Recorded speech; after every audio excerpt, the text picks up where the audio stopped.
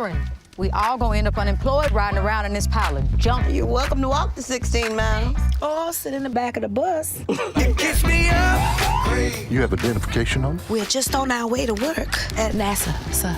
I had no idea they hired. There are quite a few women working in the space program. I've been obsessed with NASA since I was a little boy. Used to visit their facility in Hampton all the time. We used to take field trips there. There I learned about microgravity. I was talking about microgravity in high school, which was a very long time ago. Because they were like literally growing cartilage in space and doing all these tests that most people don't really know. But when you go there, you can get everything like ice cream, like the space ice cream, you know, and candy and all those things. So that was like really important to me. And the idea that this happened in Hampton Roads, which is the 7 cities. This was not only a woman, but it was an African-American woman who was instrumental in us winning the space race to the moon. I mean, I don't know if there's anything any better than that. And then there's the idea that this all took place in the early 60s, you know, 61. So, and musically at that time, that's just where I was. I was in that space. You know what we're doing here? We're putting a human on top of a missile, shooting him into space, and it's never been done before. I need a mathematician that can look beyond the numbers. Math that doesn't yet exist before the Russians plant a flag on the damn moon. You have someone? Running what I'm playing. Catherine's the gal for that. She can handle any numbers you put in front of her. Don't embarrass me. This wasn't emptied last night? I'm sorry, I'm not the... The empowerment that you get from this story is just remarkable. And the idea that it's not fictionalized, like it's really the way Catherine's mind worked, you know. She's a leading example of like what empowerment is. You turn on blinders to hate and turn on blinders to blocks. And not even blinders to hate, but it's just like, what obstacle? What? Because in her mind, there's an equation for everything. And we need more people. We need not just the mathematicians. We need more mathematicians, yes. But we just need people. We need our society to see that there is an equation for everything. Math is the universal language.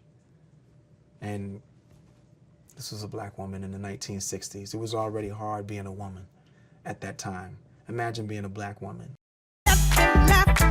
You're a computer at NASA. They let women handle that sort of...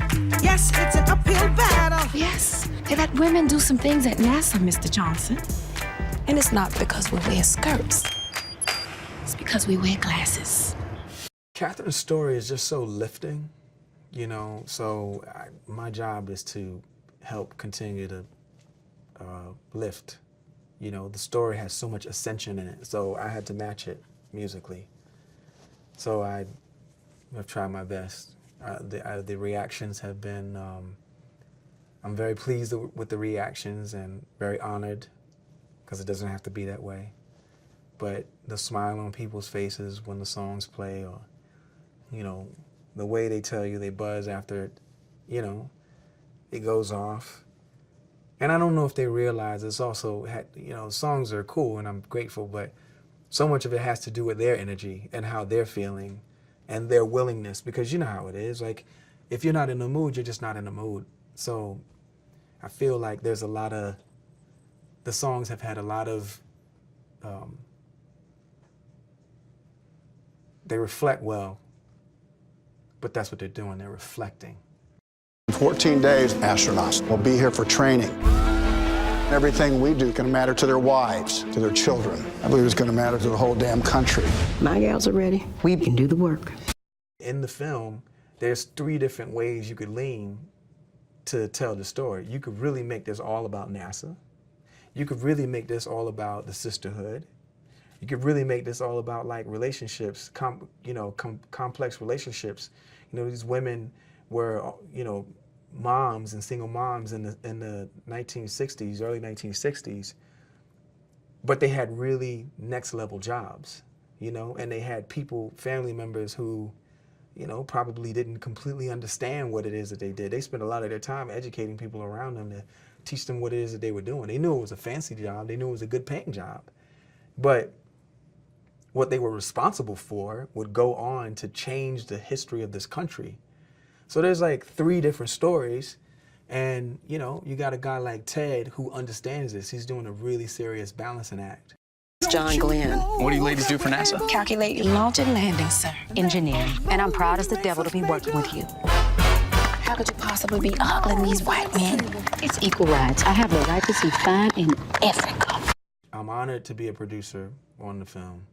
It's my first time being a producer on the film, and it happens to be about Virginia, and it happens to be about NASA, and it happens to be about a woman, it happens to be about an African-American woman, and it happens to be about an African-American woman in the 1960s, and it happens to be about an African-American woman in the 1960s who is also a genius mathematician, who is responsible for us winning the space race against all the other countries, including the Russians, to the moon. That, I don't know what a better first, you know, producer credit I could ever receive. And then on the same film, be responsible for original song score and to work on the score with my dear good friend and mentor, Hans Zimmer. This is, I know it's never happened before. And you know, my arm is bruised. I've been pinching myself a lot. It's good to know NASA hadn't given up on good old-fashioned brain power. 5, 4, 3, 2, 1.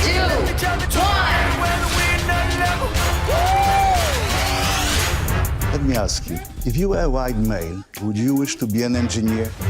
I wouldn't have to. I'd already be one. It's important for people to see what an example of like someone who thinks so forward and thinks across the board about what is right. And it's just does it at a frequency that's just completely fine-tuned. Like she's just tuned. You know, as you said before, when they ask her about, you know, how she feel about what's going on, she doesn't realize what the big deal is, because for her, that was just how she was tuned.